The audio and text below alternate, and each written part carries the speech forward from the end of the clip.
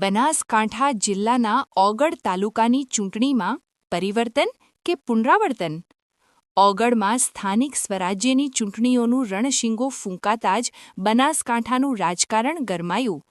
ઓગળ તાલુકા પંચાયતની 20 સીટો માટે 96, જ્યારે જિલ્લા પંચાયતની 3 સીટો માટે 12 ઉમેદવારી ફોર્મ ભરાયા.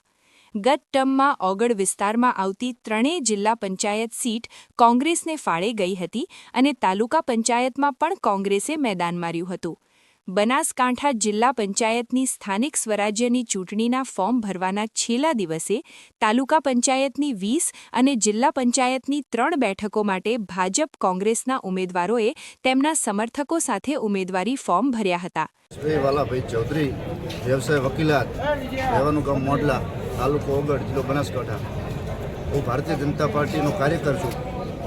ગઈ ટર્મની અંદર તાલુકા પંચાયત કાંકરેજ લાગતી હતી અને સીટ અમારી મોડલા સીટની અંદરથી ખાલી થઈ હતી. એ સીટની અંદરથી ફરીથી ચૂંટણી આવી હતી. એ ચૂંટણીની અંદર ભારતીય જનતા પાર્ટી અમને મેન્ડેટ આપી અને સ્ત્રી સીટ હતી. મારા ધર્મપત્નીને ટિકિટ આપી હતી. એની અંદર અમે 4 ગામ આવતા હતા: મોડલા, જાખેલ, નેકરિયા, જોટાડા.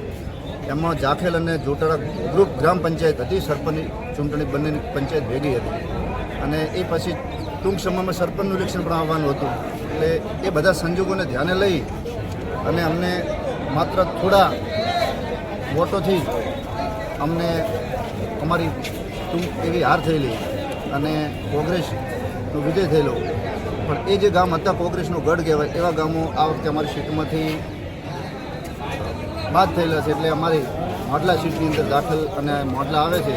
તો આ વખતે આ જે ગામ છે ભાજપનો ગઢ કહેવાય. તો આ આગામી દિવસોમાં જ્યારે ભારતીય જનતા પાર્ટી હાલ જે કમળનું નિશાન લઈને મમતાબેન આવ્યા છે, એમનો ભવ્યથી અતિ ભવ્ય વોટેથી અમારી સીટ ઉપર વિજય થાય છે અને અમારાથી કાર્યકર તરીકે જે થશે તેમને તન મનથી મદદ કરે છે.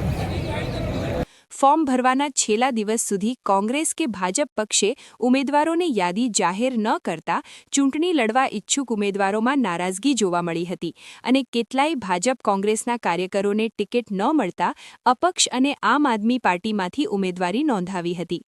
કાંકરેજ તાલુકામાંથી વિભાજન કરી ઓગળ તાલુકો અસ્તિત્વમાં આવ્યો છે, જે વિસ્તારમાં પહેલા ઊણ, તેરવાડા તેમજ વડા 3 જ સીટો હતી. આપનું નામ શું છે? ચૌધરી મમતાબેન ભરતભાઈ, ગામ જાખેલ. અમે અહીંયા આવ્યા છે ફોર્મ ભરવા મોડલા સીટને. મહેરબાની કરીને અમને વોટ આપો. કઈ સીટમાં ફોર્મ ભર્યું છે? તાલુકા પંચાયત કે જિલ્લા પંચાયત? તાલુકા પંચાયત. પાર્ટી શેમાં ભર્યું? કઈ પાર્ટીમાં ભર્યું છે? ભાજપ.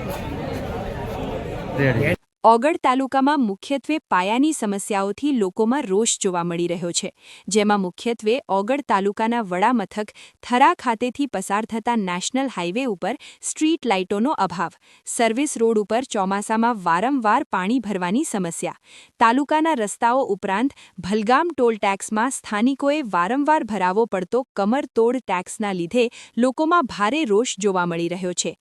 બોલો. મારું નામ કૃષ્ણાબા પુરણસિંહ. સીટ ઉપર ચૂંટણી લડી રહ્યા છીએ અને લોકની લાગણીથી અમે જીતવાની અમને આશા છે.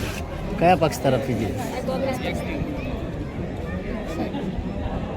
ઘણી શાળાઓમાં રૂમ પણ નથી.